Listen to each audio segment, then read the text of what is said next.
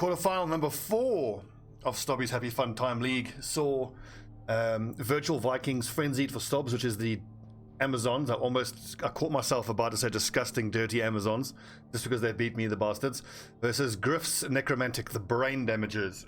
So we can see that the Amazons prevailed 2-0. Let's get into the replay. With me, TheExile, coach of the Orcs. Welcome, buddy. Hello. How are you? I'm very good, thank you. Yourself? Yeah. I'm looking forward to this replay.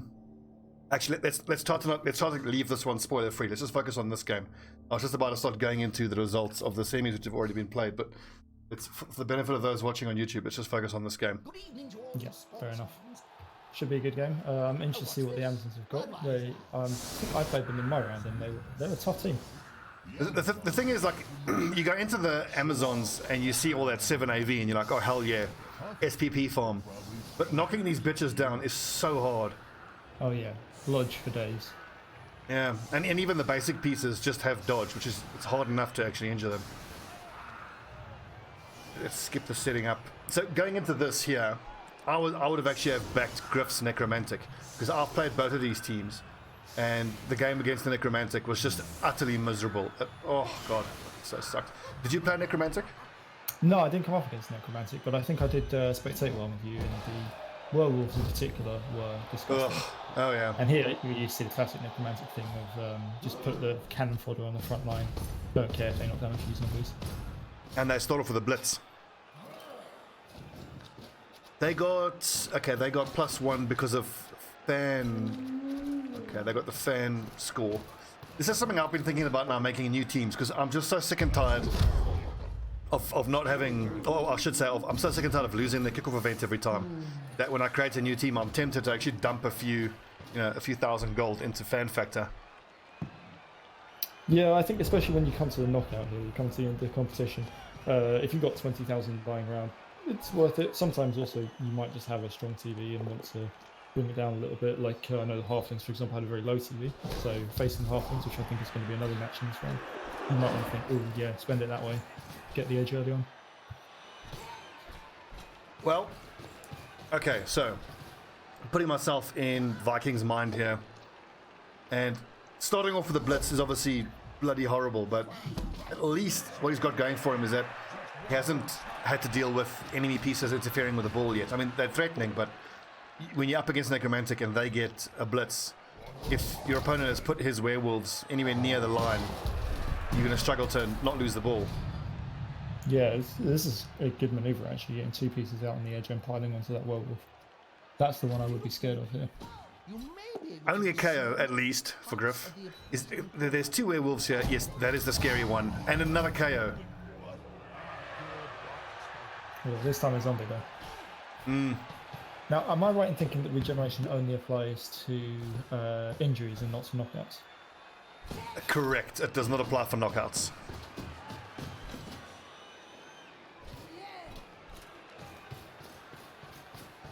I mean, if you think about the fact that Vikings Amazons got totally squad cleared against the Dwarves, all 11 of his pieces got knocked out or injured, and now he's got himself in a quarterfinal here. It's amazing. I am not sure about this cage. Seems a bit open. I suppose he's blitzing to the front anyway. Yeah, I don't know. Like the thing is, when I first started playing Blood Bowl, I was all about building the cage, but you know, I've only got 100 odd hours, not very much, but a lot of that has shown me that caging, it seems to not work as often as it does work. I'm not sure how to feel about it anymore. I think it depends on the team that you're doing the cage with. Yeah, I mean, well, I feel like he is caging here, and if you're going to cage, I think putting everything on the side that doesn't have the werewolf is a bit tedious. But it worked out. Necromantic tried to charge up here. Got the guy off the edge of the field at least. Okay, so that white is surfable now. That would be a priority for me. Yeah, not this round though, because of the well, you could blitz it. Yeah. No, but I mean, he doesn't have the direct angle on. For a diagonal, he'd have to block the side first, right? Yeah. We'd have to then use 3 pieces just to get that one surf. Yeah, if he'd gone for maybe the diagonal push, I don't know if he had the strength to do it. Then maybe a straight blitz was on. Okay, that's interesting. Stand firm, electing not to use in that. I suppose he doesn't want it to get punched again. Oh, I hate to see that. And can I just point out, we've got no rerolls on the Necromantics. So has he? Hang on, he's been playing the entire tournament with no rerolls. Has he? Well, I mean, look, he's The got only 0. person with no reroll. Yeah, I thought the only person with no reroll was Wooden Slayer. The Norseman, yeah. Well, I think he had 1 and he had to use it on turn 1. Because it's the other team's go.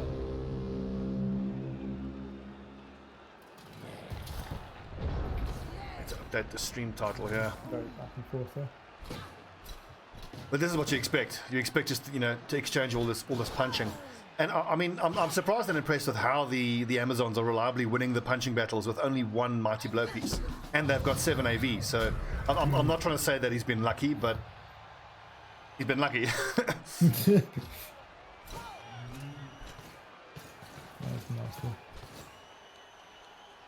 Another blodge piece out for the count. Not looking good for the Necromantics at the moment. Now this is the Amazon's drive though, isn't it? Yeah, it is. It is.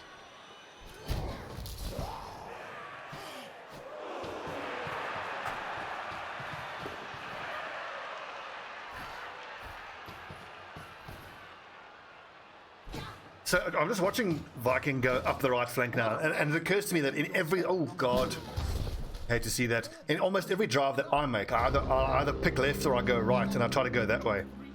And I'm wondering whether that isn't a source of some of the struggles I've been having, and maybe what I should try to do more is just try to drive up the center, because you can make the argument that driving up the center, okay, fine, you're more exposed, but you can then choose to go right or left once you're a bit further into the enemy's half. That's true, but I think in this case, actually, it's a real smart decision by the Amazons. It looked like they were starting to make a big push on the left. One werewolf out, now just run it straight to the right, and with only one werewolf, really, what pieces are you worried about? Yeah, there are ghouls, there's the werewolf, but actually, it's looking a lot like Griff is running out of position so to actually recover this thing. Like you say, I mean, a lot of time in the time.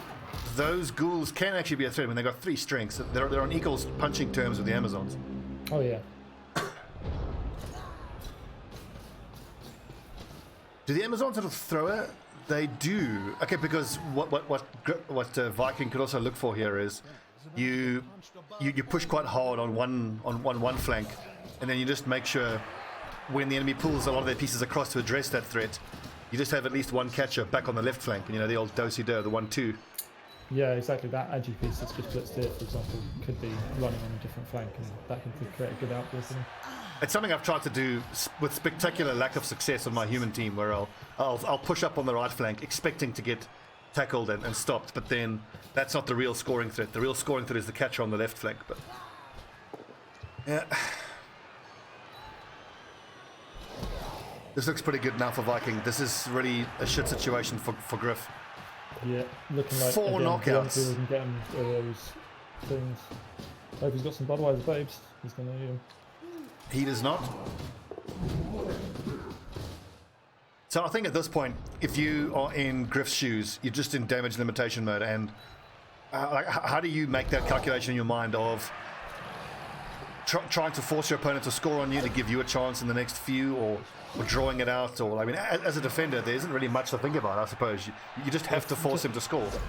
It's one of those horrible situations where, honestly, if I were the Amazons here, I would happily score this time and take 4 rounds defending against the numbers down Necromantic team. Yes, they've got 2 zombies on the benefit of zombies.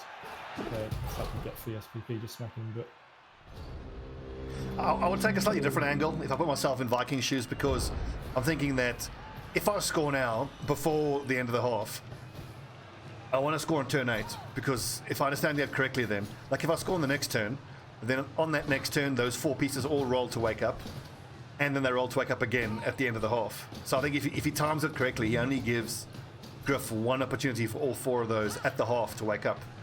I don't think he can do that because this is his drive, because if he scores on his turn 8, then Griff will have his Griff turn gets 8. his turn 8. All right, yeah, no, So I'm with you. Works with the counter stacking. The other thing is I'm biased because when I played against the Skaven, the only time I had any success against the Skaven was when I punished them for showboating and the touchdown line. But then again, you were playing with orcs, and orcs against Skaven, it's, oh god, it's a dreadful matchup. Well, I mean, I suppose, I say that assuming at low TV, at a higher TV, it could be a different story.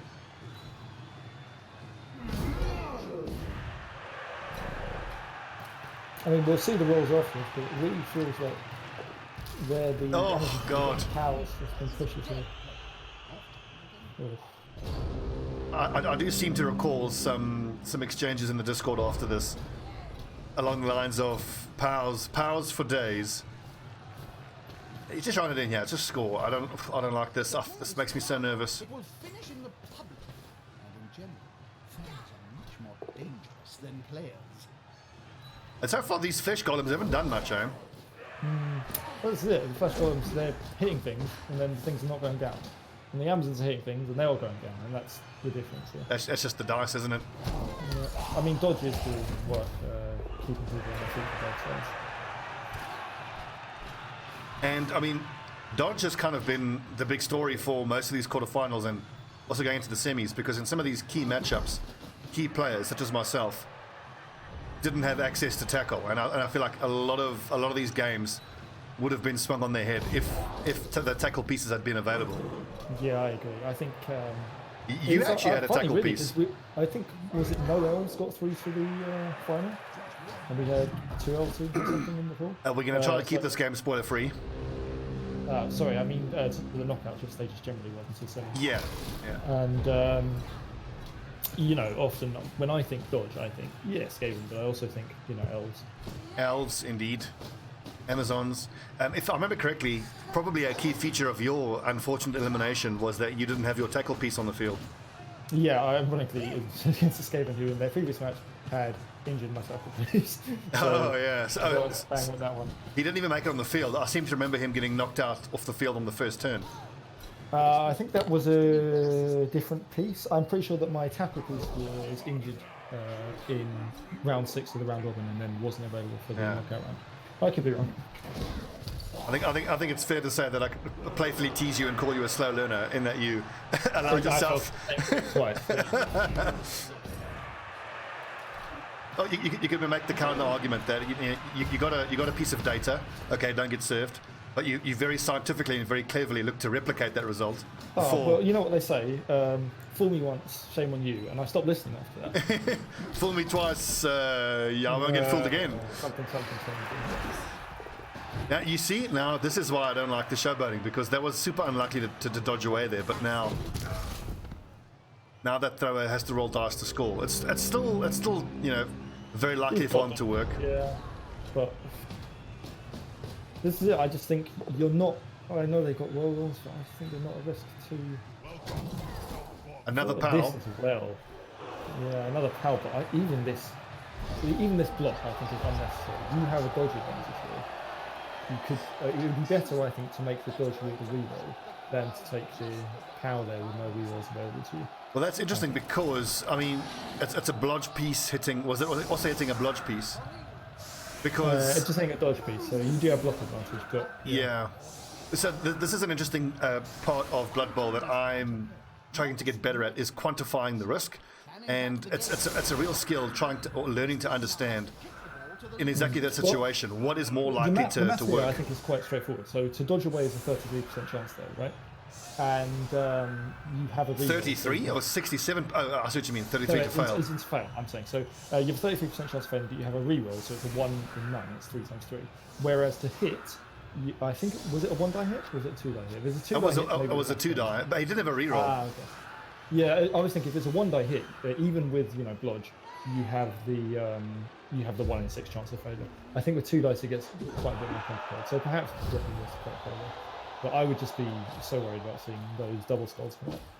Okay, so let's switch the view now to the Necromantic, and I'm gonna put myself in Griff's mind.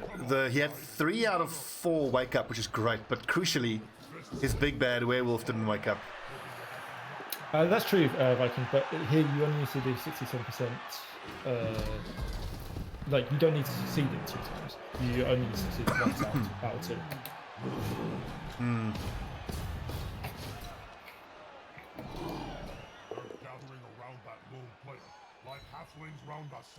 I think I'm going to side with Viking on this one. I 267. think if it's a 2-die, the math is actually very much in favour of Lodge. I think it comes to be 1 choice numbers, 136. I thought it was a 1-die, and that changed my thinking. I probably would have agonized over that a bit more because I'm not great at maths. When I was in high school, I dropped high grade maths like a fucking hot potato. It's funny when I think back with my experiences with mathematics in school.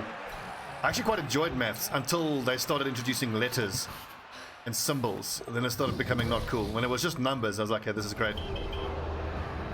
Okay, half time.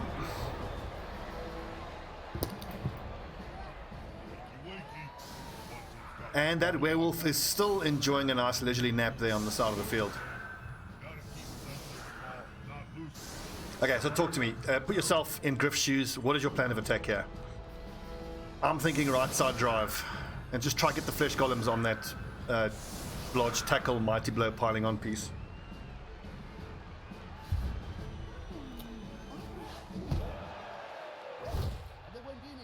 Changing with a nice.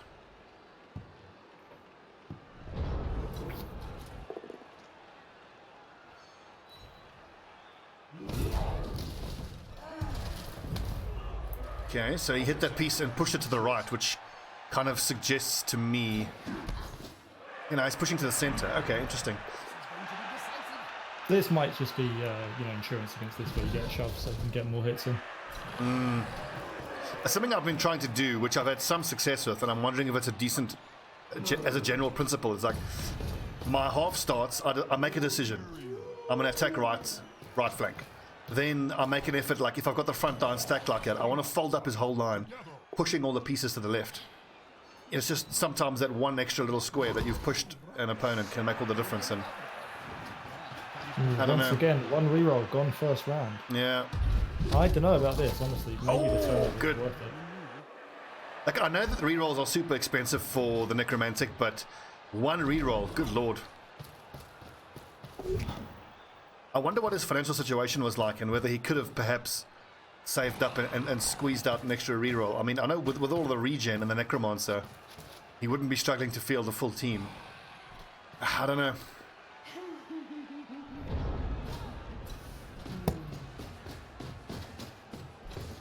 This looks like quite a tight setup for the Necromantics. Of course, tight isn't going to win you the game. You do have to score. I think something that I've come to appreciate is that you can do everything right, and if the dice don't go your way, it's just not going to matter. That's true. I mean, I think that's one of the better things about Blood Bowl. It's very rage-inspiring, but at least even when you can absolutely take into town, you can be like, bad RNG. Even if it turns out the RNG was not that bad. It's funny, if I think of the most satisfying and rewarding games I've had, they've all been draws. I think most notably my human team managed to salvage a draw against actually an Amazon team at like 1050 TV, where the Amazons were just kicking the shit out of me for probably 13 turns. And then like on turn 14 I had to make a super risky set of plays, but I managed to score on turn 14, and that draw felt better than anyone I'd ever had, just because, of the flow of the game. Yeah. Not strictly the same, but I play a bit of chess, and when I manage to draw from a losing position, that feels way better than just winning a normal position where it's one and I just have to see it out. The key thing with chess is there's no RNG that I know of. No, that's true, yeah.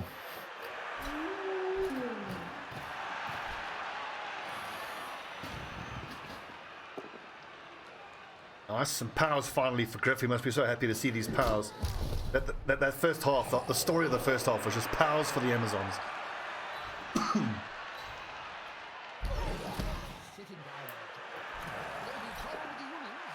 And not afraid to throw 2 red dice. That's interesting. Is it because of the armor advantage?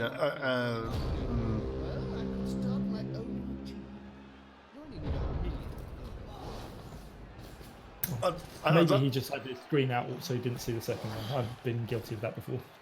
I'd love to know Griff's logic there. I mean, I suppose if I put myself in his shoes and think, what does he hope to achieve for throwing those 2 red there? Is that little zombie, okay, maybe he can try to dodge away to put pressure somewhere else, but he'll just get knocked over the next turn anyway, so And it has high AV, so both down is kind of better for him. Yeah, on the other hand, the one zombie was holding up 2 people there. You'd have to use a block just to free up the character. Could go either way, I think, on that one. That is the safe hands, or the pickup ghoul having a nap. Is Griff actually at a man advantage? It looks and feels like it. That's even.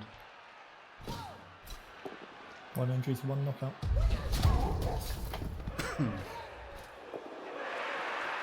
Red dice being thrown.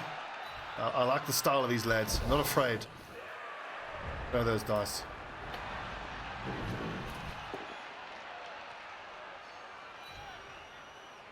There's a very bold answer there. Dashing in with red dice in between 4 necromancers. No pussy. Nice. Another injury.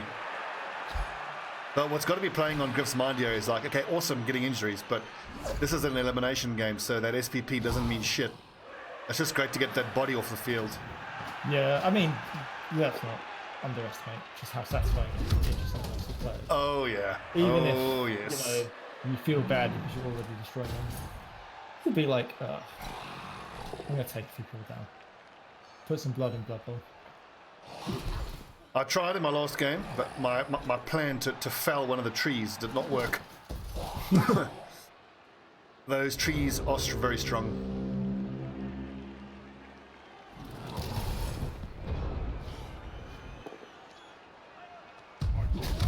Bit of a messy situation. Down. I thought the Necro were quite solid before, but honestly, Amazons are probably better positioned to take control of the score. Yep, that's exactly what we see. And double ones. A bit of fortune finally for Griff there. The old snake eyes. Ooh. Also known as rolling a Stobbie, as far as I'm concerned. Captain Snake Eyes, I think, should be my Blood Bowl moniker. Getting the world into the game. That's what I'd like to see. Nice dodge. That's pretty percentage, actually. Oh, God, and then the attacker down. Just can't catch a break.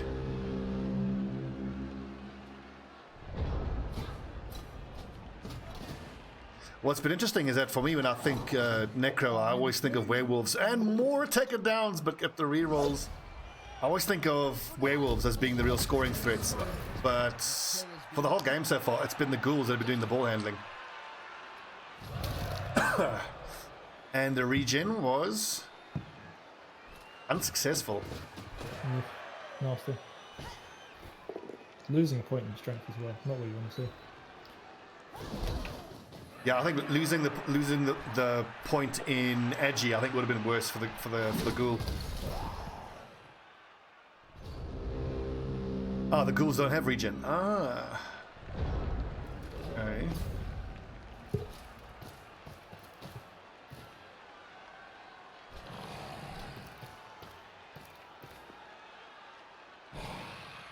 So the Amazons are widely known as low TV terrors, but I mean, we're slowly starting to creep up in the TV. I think these zones are actually 1200. I mean, they clearly have an advantage in low TV, but I'm trying to think. It's not like they have a disadvantage in higher TV. They just get stronger as well. Yeah, I think just the zones, they come with the things you want. What do you want in the first 2 rounds? Probably block, dodge, And dodge. maybe throw. a guard in there or something. Yeah, like they've got it. Obviously, yeah, the 7 AV is horrible if you get hit, but they're very good at avoiding getting hit. Oh, and they go for it, death. Dodge death. I'm well imagining that Griff is in full rage mode at this point. I would be. Yep. Nothing but powers in the first half. 4 knockouts on the first half. Surfs. And this is Griff's drive. He's got 3 turns left and not even got the ball. Is this a dicing yet? Again, this team must like worms or something. I think this is borderline dicing at this point.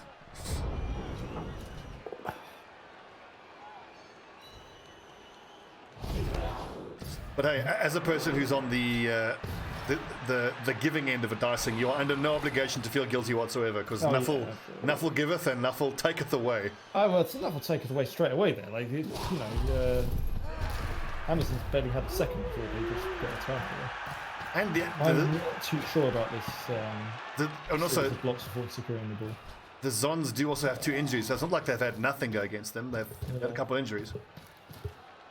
I mean, the first half definitely felt quite... The blocking dice in the first half particularly felt horrible for the Necros. Well, this now doesn't look too bad for the Necromantics, but... No, if they're going to have stage comeback, it does look good. They've got it on exactly the piece they want. And I'm not sure about he keeps rolling attacker downs. That's like the third. I keep coming back to the rerolls. I mean, to be fair, he would have need 3 or 4, but I would be very interested to see how many actual snake eyes we got this game, because I remember at least 2. The post-game dice analysis is going to tell a story.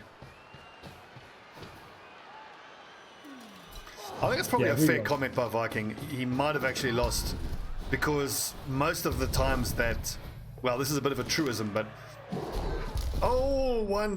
the times that the lack of rerolls affected Griff were the absolutely crucial moments that led to him not being able to score. Like, how does he not score here? This is crazy. He's got a werewolf protected on the left flank. I feel like just because of the time pressure, I would really have considered powering that Amazon on the left centre, possibly knocking into the to a zombie if you need backup, and trying to clear a pass straight through the middle. I think it might have been brilliant. Yeah, well, the thing is, like, has he got 1 turn left now for 2 turns left for the werewolf? This is last turn. Can't he just run it in? What I'm worried about is you put a couple of these in front here. So it's 8 movement. 1, 2, 3, 4, 5, 6, 7, 8. So he can make 2. I suppose there are more reinforcements on the right, so you suffer more blitz. But I was thinking you might be able to make up an extra 2 squares if you went straight up the middle rather than doing dash off to the left. I get that, but I feel like his decision was sound. Okay, that's just super unlucky. That's a 1 dice and gets exactly the result that he needs, the power. That's a 1 in 6. *What's up, Splatties? Hashtag... That's it. Without the werewolf having jump up, there's not enough movement. Hashtag Amazon bullshit, huh? Oh, but then again, I think that's the 3rd snake eyes for the Amazons.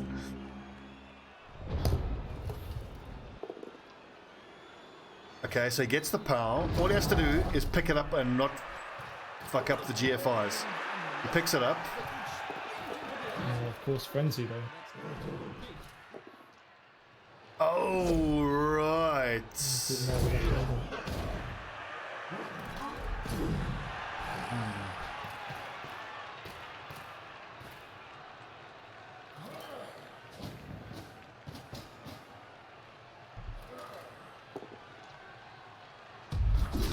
Thanks for the correction, Viking, but get out of here with your facts and logic argument.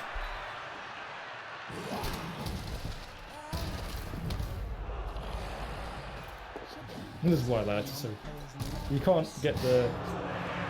You can't win, but you can inflict some pain. But you can at least force them to rue their injured list for next game. Another power. Only one of those powers, come on. And he gets a very, very kind scatter as well. And he gets a very kind scatter. Exactly what he needed. Is this going to be a long bomb? Oh, you've got to try, alright? Easy 6s. Oh my god. Oh, these Amazons are disgusting. Absolutely disgusting. Oh. Absolutely disgusting. Boo. I tell you, I know who I'm rooting for in the final, and it's not the Amazons. Absolutely filth. Absolute filth. You haven't watched this match. Disgusting. Let's take a look at the statistics. So ball possession, that was a lot, right? Big for the Amazons. Blocks succeeded. This is what must be so maddening for the brain damages. 52 blocks succeeded, as opposed to the 33. Breaks, I think. Where's the armor Be on breaks? the next page or on the previous page, the arm breaks. Yards running, yards passing, successful. KO block sustained. No, so it was on the result. It was on the page. result. 6 armor breaks out of 55. Against 52. Against 7. 7 AV. Oh, terrible. Yep. Okay, so now Seven. Inverted commas. here comes the key thing, the dice. So let's take a look at the Amazons first. They rolled 21s, 19 6s. That looks pretty. That's a very even spread of dice rolls. But block dice 14, also pretty even. 15 both downs. So where were the snake eyes? There was one. Okay, there's one snake eyes that he re-rolled. A second snake eyes that he was able to re-roll. So 2 snake eyes for the Amazons. And then the brain damages. 15 attacker downs, but I feel like it all just comes down to the lack of reroll screwing him. So we got, let's see, reroll. Did the brain damages have no snake eyes? Wow. Have you looked at face? I mean, kind of interesting because I feel like it's less of a dicing looking at the actual dice, but I think the dice that the Amazons got in their favor were more crucial than the ones that that Griff had go against him, if that makes sense. It was all the real crucial ones. I think, just the sheer number of knockouts in the first half just meant a lot. It's one thing to knock a pawn out on turn 1 and another one to knock out on turn 15, Well, for all of the shitting we're doing on the Amazons, well played. He played a very good game, no mistakes that I could see. Well played, Viking.